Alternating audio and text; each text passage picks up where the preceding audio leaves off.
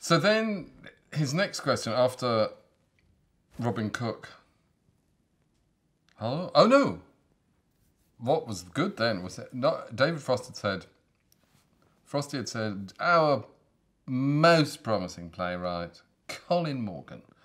At which point I went, oh. But then Robin Cook went, of course, and shook hands, because the name Colin Morgan clearly meant a lot to him. And then Madeleine Albright came over, but by that point, because Frosty had, everything happened. So Madeleine Albright, who was also in Claridge's having breakfast that morning. What a morning. It's like Murder on the Orient Express. She then came over and he got my name right for her, which is nice. And then he said, so tell me something.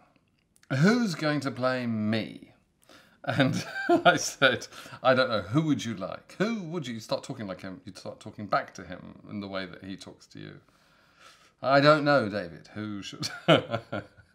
Anyway, I always knew it should be Michael Sheen, because Michael Sheen is, is just brilliant. And it got a bit testy with Frosty. He didn't like what I wrote about him. And I kept saying to him, and I think this is true, if you, Frosty, were to write the play about Frosty that you would like to see, that the world probably wouldn't like to see it. And even though you may hate what I write about you, I have a suspicion that people, because the Queen, it was a phenomenon of the Queen. When I wrote the Queen, if you read the screenplay to the Queen, you would, I think, be completely satisfied that it was quite a critical, portrayal. And it left you no doubt that she was, quite a cold, unhelpful, uncooperative, distant person who was not willing to budge an inch that week. And not a particularly warm mother. But somehow her human failings made it feel like quite a sympathetic portrait.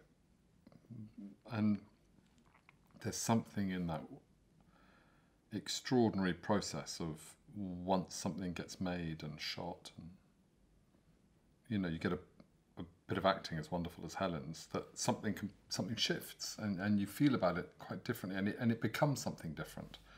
And I begged David to sort of hold his nerve, but he didn't really. He wanted to shut the play down, and then I'm happy to say we managed to get it on, even though he tried his best to injunct it. And he then grew very fond of it. And I think he waited for a while. He came on the first night, which was brave. And I think he sat there in the front row staring at Michael Sheen, who I remember at the Donmar, which was a very small, I remember Michael being bloody hell, But I think when Frosty heard how people were responding to him, and that there was sympathy and respect for his character, and that his character ultimately prevailed, and that it was quite a touching sort of chemistry between these two very, quite strange creatures, or polarized creatures. Anyway, he then became very supportive of it and a really great ally as the show grew and as it became a film and so forth.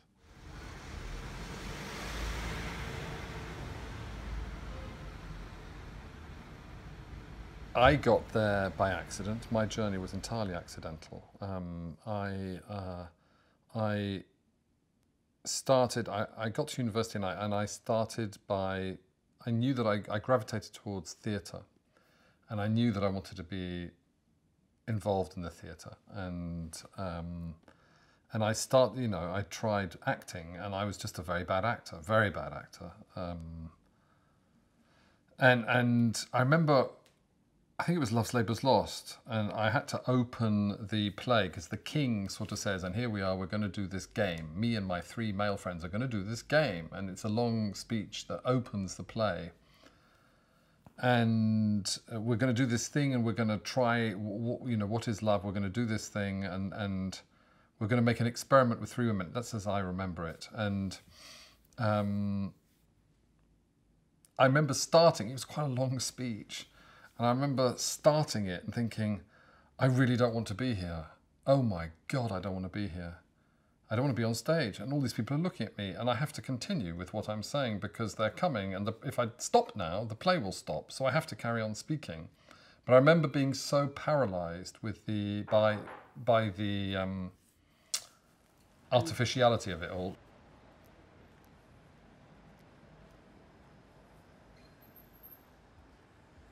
Then I thought I would try and direct, and then that was all working out, I think. But the one thing we needed was a play because we couldn't afford the play.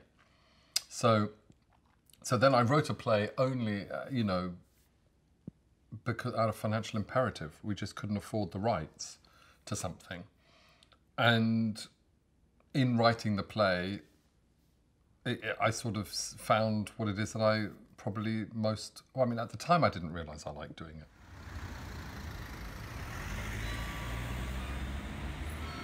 On The Crown, I can tell you that I've got about 8 people, full-time researchers, who are working on The Crown.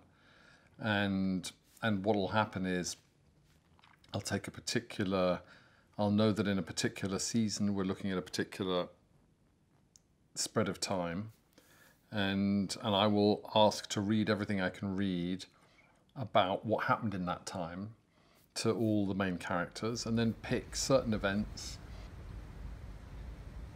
And then once I've identified what really interests me, then I'll ask the researchers to research much more, drill down much more on this, and this.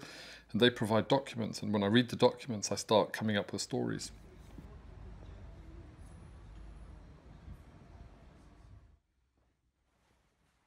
I had the idea when I wrote the scene for the audience about Churchill and the Queen, and I suddenly thought how interesting to have this man in his mid-70s and so near both, well, certainly near the end of his political life and also near the end of his natural life. And here was this young girl who had been thrown into this predicament way younger than she ever expected to be.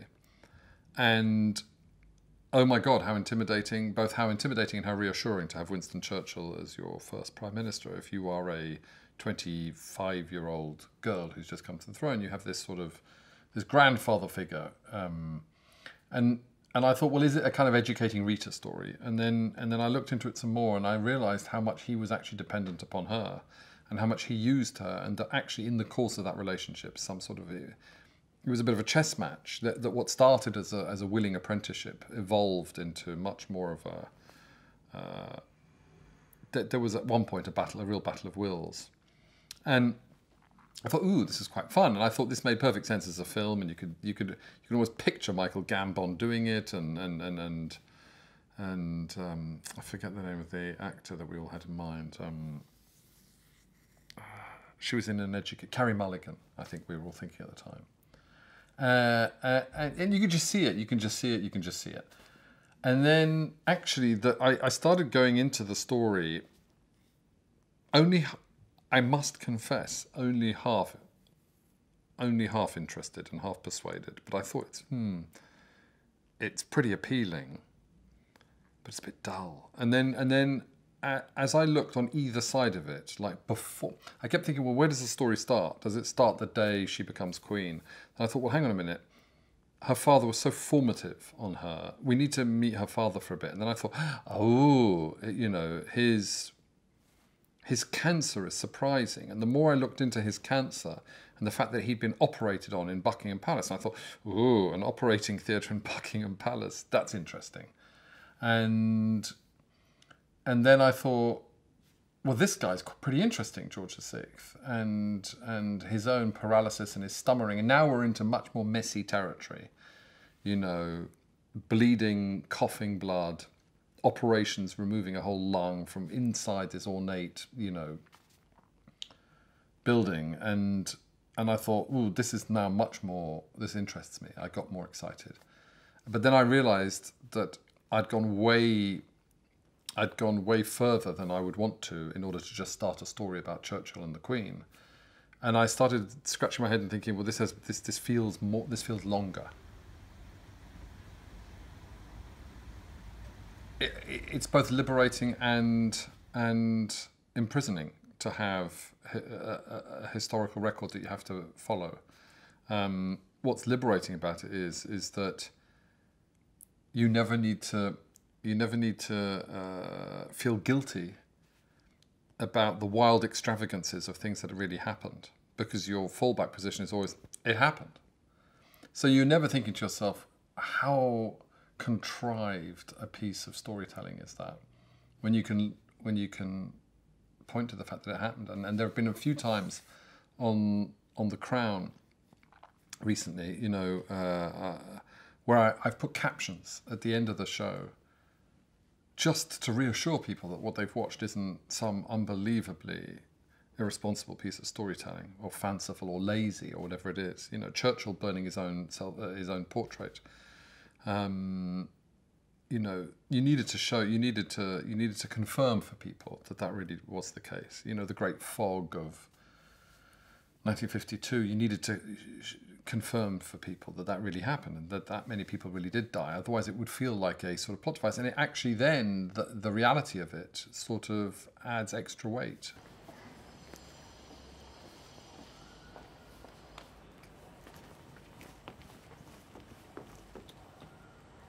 When I did the Frost-Nixon research, there were all the researchers, the assistants, the cornermen, I called them, of Nixon and Frost. They're all still alive, and I met them all. And these people had all spent 3 weeks together in a very small space, no bigger than this hotel room, in Orange County somewhere, and I think it was, and they spent morning, noon, and night, and they were all first person. They had first person accounts. So as a historian, you'd go to them, and that must be the facts, right? Well, each and every single one of them had such dramatically different recollections. They couldn't remember which days it happened. They couldn't remember when, and they were all still alive. Let alone what we must try and fathom of people who are trying to make sense of the 15th or 14th or 13th century. And yet, we have certain historians, and we say, well, it's his account. It must be the best account, right? And it's complete guesswork and personal fiction most of the time. And all recollection is subjective.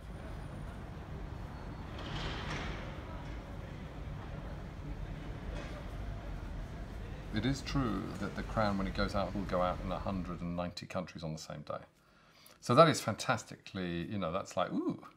But I think in some countries there's like 2 people watching it, and they're both Netflix employees. So I think I don't think it's not those vast numbers, but its possibilities are fantastic, and I think it's brilliant, and they are brilliant people. I love them. If you told me today that I wouldn't have to work with anybody else for the next 10 years, I'd be perfectly happy. I've really, really enjoyed working with them, and enjoyed their confidence and their trust, and they've been fantastic partners. Not just because they say sure, but largely because they say sure, but not many people are big enough to say sure.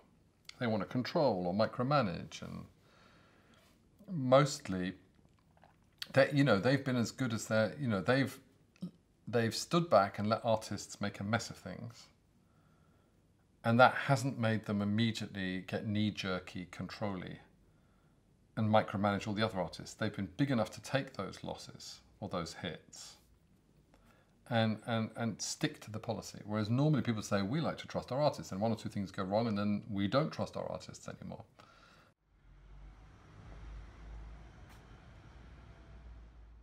I want to try and give it a shot of being the best thing that it could possibly be, and already, you know, it's an impossible order. It's an impossible. There's not enough time, because they want the shows regularly. To make cinematic television in the way in which we're making it now, it's not. If they give me 3 times the amount of time, I'd still want more time to do it properly. So I feel I'm constantly slightly I feel like I'm sweeping leaves in autumn, and when you turn around from the bit that you've swept, it fills up again very quickly. So you never really clear it. That's how the Queen must feel. Does she feel? I don't know. I don't think she does much sweeping in autumn.